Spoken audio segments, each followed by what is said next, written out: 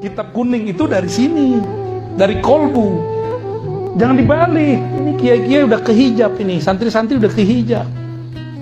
Kok kolbu ngikutin kitab kuning? Salah itu. Kitab kuning pemahamannya harus ngikutin rahasia warisan kolbu Rasulullah SAW. Itu ya baru sahih warisan Rasulullah. Baru pewaris Rasul ente. Kalau enggak pewaris kitab bulukan itu namanya. Itu kan kitab komersial. Orang jualan supaya kaya. Udah kaya itu yang jualan kitab. Kita masih puji baku. Dan berapa banyak kitab yang salah cetak. Laknya hilang gawat sudah. Udah berapa banyak kitab salah cetak. Kalau nggak punya kolbu beres kita. Sesat menyesatkan udah. Saya udah banyak apa ketemu. Tiap hari kan kita kerjaannya bolak-balik kita. Kitab kuning dalam istilah pesantren itu sama dengan kitab turoth dalam bahasa Arab.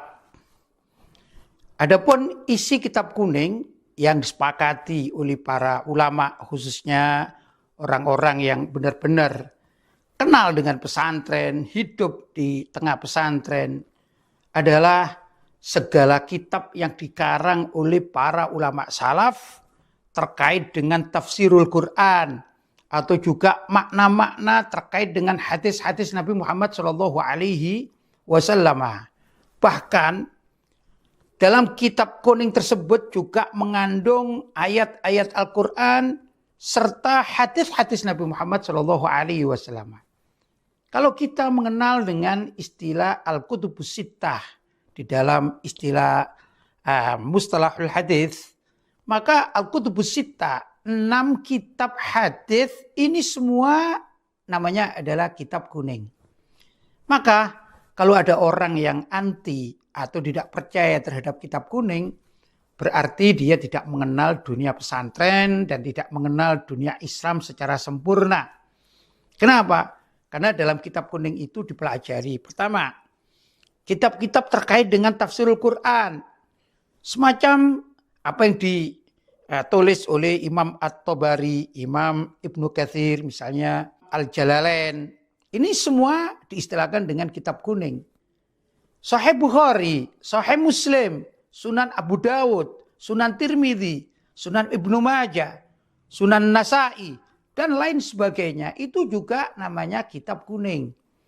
Kenapa dikatakan kitab kuning? Hakikatnya adalah ajaran Islam yang sudah dikemas demikian rupa oleh para ulama, kemudian dicatat atau ditulis, lantas zaman dahulu kala dicetak dengan kertas berwarna kuning, khususnya di Indonesia, yaitu di zaman Belanda. Maka istilah dengan kitab-kitab yang dikarang oleh para ulama itu dinamakan kitab kuning. Jadi kitab kuning adalah ajaran Islam yang murni. Di samping itu juga ada dalam kitab kuning itu ilmu nahwu, ilmu sorof atau alat. Termasuk juga adalah kitab-kitab fikih karya para ulama salaf. Seperti kitab fikih yang ada di dalam mazhab Hanafi, mazhab Maliki, mazhab Syafi'i, mazhab Hambali. Yang tercatat sampai kepada kita, yang kita pelajari ya di pesantren atau juga di masjid atau di mana saja. Itu juga dinamakan kitab kuning.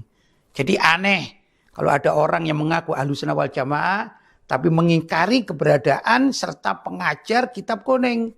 Kadang orang mengaku ahli tasawuf tapi anti kitab kuning.